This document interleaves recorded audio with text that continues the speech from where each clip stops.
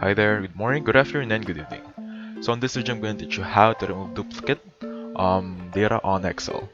So please open up any Excel file you have or any Excel application on your PC, laptop, or any other devices.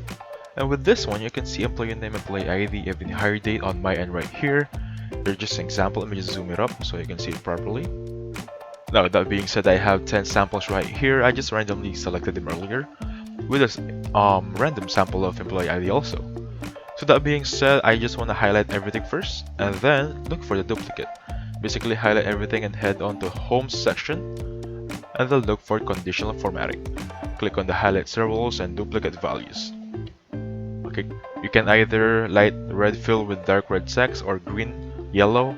It's really up to you guys. I'm gonna choose yellow right here to make it more fun in the eyes. So as you can see, I have a lot of duplicate.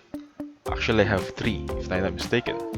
Now there are different scenarios. For example, on this end I only have duplicate for this employee ID, but with this 3 people I have duplicates from starting from employee name up to hire date.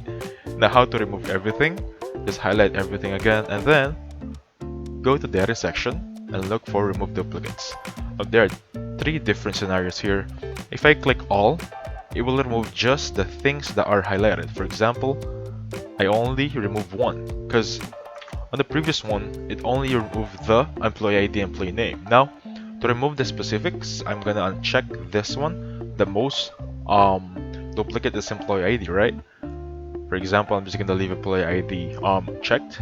Click OK, and I remove the others. And as you can see right there, the only duplicate now is the name. I'm gonna click on remove duplicates again and leave name as it is. And there you go. Now I don't have any duplicates anymore on my Excel file. But thank you so much for watching. Please hit the like button and subscribe. I'll catch you in the next one, okay? Bye for now.